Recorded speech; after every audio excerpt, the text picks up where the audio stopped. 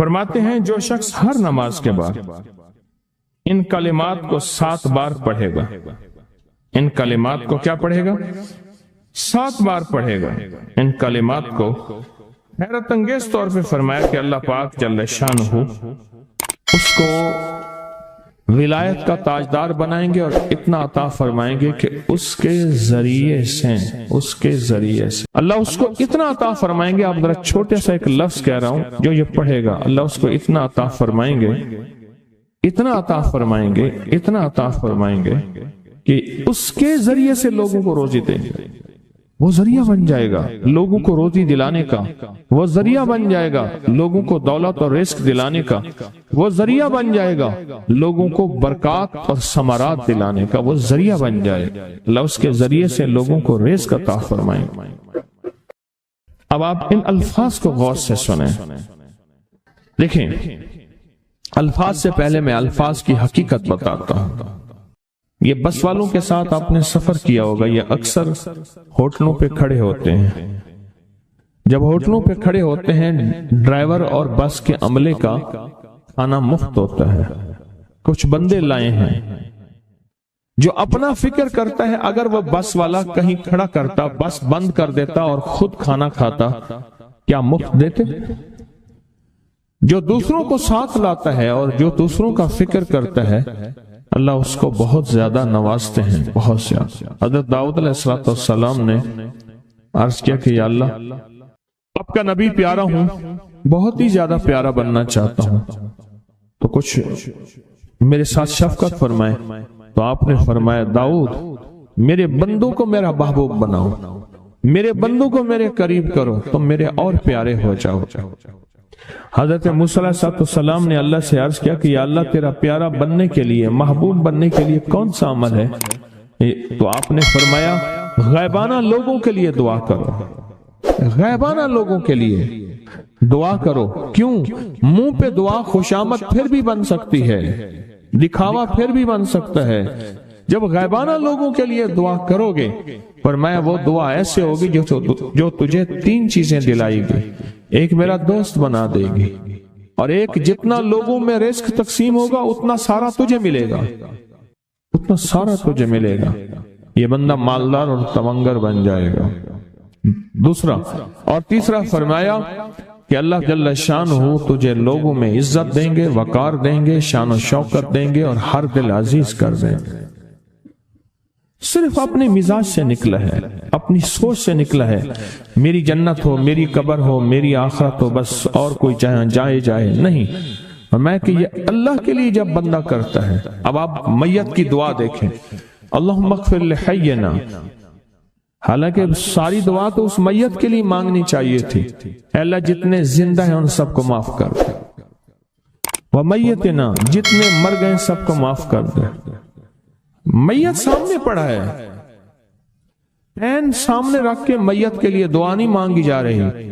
پہلے سارے زندوں کے لیے تاکہ ان کا خاتمہ ایمان پہ ہو، پھر میتوں کے لیے، وشاہدنا جو موجود ہیں، وغائبنا جو اس وقت نظر نہیں آ رہے غائب ہیں، وصغیرنا وہ چھوٹے ہیں، وکبیرنا وہ بڑے ہیں، وذکرنا وہ مذکر ہیں، وانثانا اے اللہ جو مؤنث ہیں.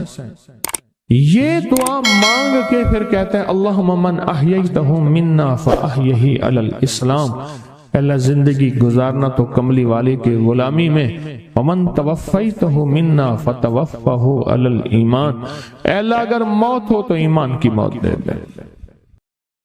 جو بندہ دوسروں کے لیے مانگتا ہے، جو بندہ دوسروں کے لیے چاہتا ہے، دوسروں کے لیے چاہتا.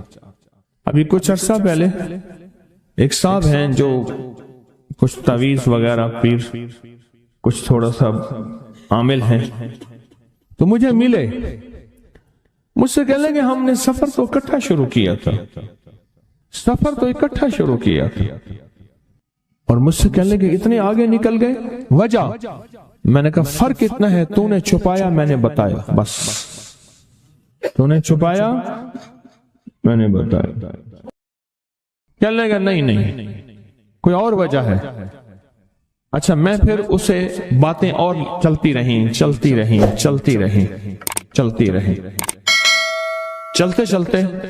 میں نے اس سے میں نے کہا کہ سورت والضحیٰ کا عمل ہے تیرے پاس اور تو پڑھتا ہے کام ہو جاتا ہے. ہنس پڑا, ہاتھ پہ ہاتھ مارا, کہ ہاں ہے. میں نے کہا وہ بتا دو. بتاؤں گا. میں نے کہا بتا دو, فائدہ ہو جائے گا مجھے بھی. اچھا وہ پہلی بات وہ بھول گیا. میں نے کہا تو چھپاتا ہے, میں بتاتا ہوں.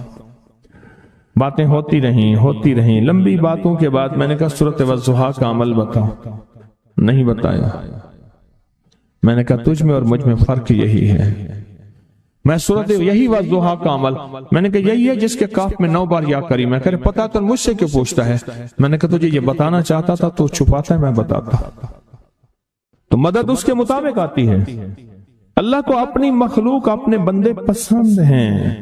جو اپنے بندوں کو, اللہ کی بندوں کا راحت کو سوچتا ہے, جو اللہ کے بندوں کی اندر کے درد اور مشکلات اور مسائل کو سوچتا ہے, اللہ پہلے اس کا بھلا کر دیتا ہے. ہو بھلا کر بھلا, ہو بھلا سو بھلے کا بھلا, بھلا کر بھلے کی جگہ بھلا ہوگا. اب یہ جو دعا ہے جو میں آپ کو بتانے لگا ہوں, اب اس کے لفظوں پہ غور کریں. اللہم اغفر لامت محمد صلی اللہ علیہ وسلم. اللہ, اب حالانکہ آپ نے لیے پڑھ رہا ہے, اللہ ساری امت محمدیہ کو معاف کر. اللہم ارحم امت محمد, اللہ امت محمدیہ میں جتنے بھی ہیں سب پہ رحم فرما, رحمت فرما, مغفرت فرما.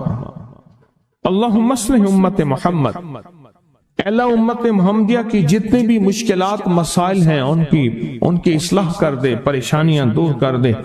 اللہم استر, اللہ ان کے پردے رکھ دے, امت محمدیہ کے پردے رکھ دے, امت محمدیہ کے پردے رکھ دے. اللہ کسی کے پردے نہ ہٹا, اللہ سب کی مغفرت فرما, اللہ پردے رکھ دے, پردے رکھ دے سب. اور اللہم اجبر, اللہم اجبر, کیا فرمایا؟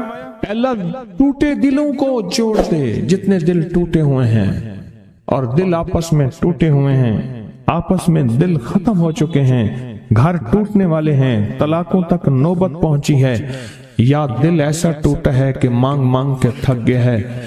اللہ جتنے بھی ٹوٹے دل ہوئے ان سب دلوں کو تو جوڑ دے, سب لوگوں کو. اللہم فرج, اے اللہ لوگوں کے لیے کشادگیاں کر دے, رزق کی کشادگی, صحت کی کشادگی, برکت کی کشادگی, رشتوں کے لیے کشادگی, کاروبار کے لیے کشادگی, زندگی کے سفر کے لیے کشادگی. اے اللہ لوگوں کے لیے کشادگی اور رحم کا معاملہ کر. اب آپ سوچیں اس ساری دعا میں ایک دفعہ بھی اپنے لیے مانگا. ایک درویش کے پاس ایک بندہ گیا, حضرت ولایت کا کوئی شارٹ کٹ بتائیں, بالکل آسان راستہ. فرمایا جب کوئی غیر مسلم بغیر کلمے کے مر جائے, کسی کونے میں منہ دے کے رو لینا, اللہ تجھے ولایت دے دے گا. احساس, درد, غم, اللہ کو یہ پسند ہے, اور اللہ کے ہاں اس کی قیمت ہے, اور اللہ کی بارگاہ میں اس کی قیمت ہے. اس پورے کے پورے وظیفے میں, اس پورے کے پورے وظیفے میں, اس پورے کے پورے وظیفے میں آپ یہ دیکھ لیں ایک دفعہ بھی اپنے لیے نہیں مانگا گیا. اللہم اغفر لامت محمد, اللہم ارحم امت محمد, اللہم اصلح امت محمد, اللہم استر امت محمد, اللہم اجبر, اللہم فرج, اللہم منصر. اللہ سب کی مدد فرما. اللہم اغفر لے, اللہ سب کو معاف کر دے. ایک چیز بھی اپنے لیے ہی نہیں مانگی. ایک ہے کہ مجھے دے دے, ایک ہے اس کو بھی دے دے, اس کو بھی دے دے, مجھے نہ دے, اس کو بھی دے دے, مجھے نہ دے. جو دوسروں کا فکر کرتا ہے, امت کے یہودی, عیسائی, ہندو, سکھ, نہ ماننے والے اور ماننے والے مسلمان, ان سب کا جو فکر کرتا ہے, اللہ اسے سب سے زیادہ بھی دیتا ہے, اللہ اسے جھکتا بھی دیتا ہے. یہ جو عمل ہے نا, یہ عمل عجب عمل ہے, عجب عمل ہے. ایک میں آپ کو عجیب بات بتاؤں, شیخ ابوالحسن شاذلی رحمت اللہ علیہ, شاذلی سلسلہ, کہ جب تو اللہ سے خالص محبت کرنا چاہتا ہے اور چاہتا ہے کہ اللہ اس کے حبیب کی خالص محبت تیرے دل میں اتر جائے, اللہ اس کے حبیب کی خالص محبت تیرے دل میں اتر جائے، اور قیامت کے دن جب اعلان ہو وَامْتَازُوا الْيَوْمَ أَيُّهَا الْمُجْرِمُونَ، مجرم علیحدہ ہو جائیں، ہمارے دوست علیحدہ ہو جائیں، ولی علیحدہ ہو جائیں، بدکار علیحدہ ہو جائیں، تو اس وقت تو اللہ کے دوستوں کی لسٹ میں ہو تو ایک عمل کر لے۔ فرماتے ہیں وہ عمل ہے کہ سورۃ اخلاص کو اپنے دل کی دنیا میں جگہ دے دے۔ اللہ اکبر۔ شیخ ابوالحسن شاذلی رحمۃ اللہ علیہ فرماتے ہیں، اور فرمایا جو سورۃ اخلاص پڑھے گا وہ حالت ایمان سے دنیا سے رخصت ہوگا، حالت ایمان دنیا میں سے رخصت ہوگا اور ایمان کی آخری کیفیت میں رخصت ہوگا۔ اور ایک اللہ کے ولی نے اپنا مشاہدہ بیان کیا، میرے پاس لوگ آئے رزق کی تنگی میں مبتلا تھے، میرے پاس لوگ آئے بدحال ہو چکے تھے، میرے پاس ایسے لوگ آئے جن کی تنخواہیں بچتی نہیں تھیں، میرے پاس ایسے لوگ آئے جن کے گھر میں جھگڑے ناچاکیاں تھیں، اور میرے پاس ایسے لوگ آئے جن کی زندگیاں تنگ تھیں اور جو نیکی کرنا چاہتے تھے کر نہیں سکتے تھے، خیر میں آنا چاہتے تھے آ نہیں سکتے تھے، اور برائیاں ان کا راستہ چھوٹی نہیں تھی اور نیکی کے دروازے بند تھے۔ کہا میں نے ان سے کہا کہ 2 تسبیح سورۃ قل ہو اللہ کی پڑھ لو۔